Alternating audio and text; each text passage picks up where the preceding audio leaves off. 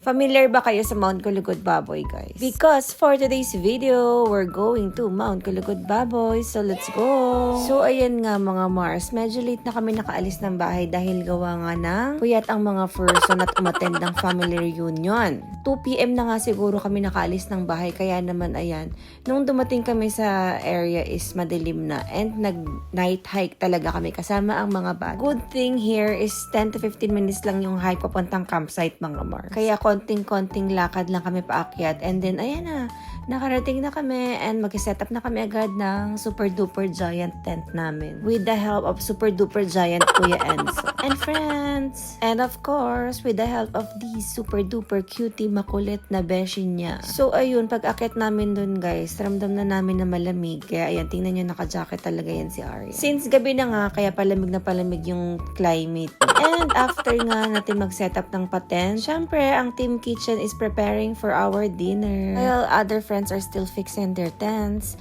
And ayan si brother, nagbobomba ng beanbag from Sunlight. And papakita ko sa inyo guys, ang amin tent na super duper laki. Na kina-close ngayon ni Ray. And ayan si ate. And medyo magulo yung loob kasi nga, kakalagay lang namin ng mga gamit. And here is our sinigang ganer.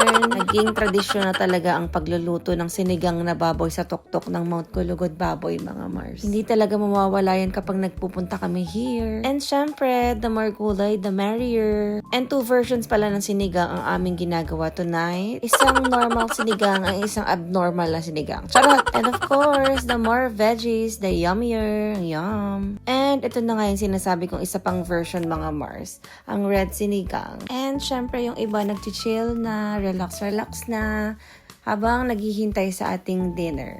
So sabi ko nga mag-video ko, nakala ko naka 0.5 siya, mga Mars, hindi pa lang lapit.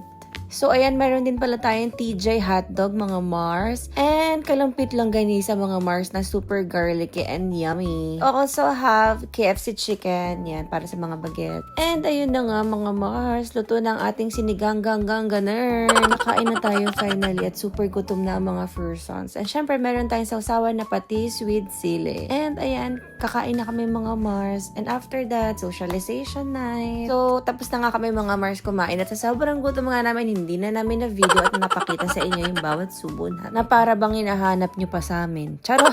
And here's my baby Aryan.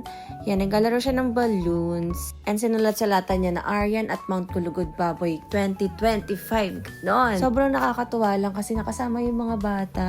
And first time nilang lahat umakyat ng bundok. And imagine, night hike pa yung ginawa namin. Na para bang mga expert na yan.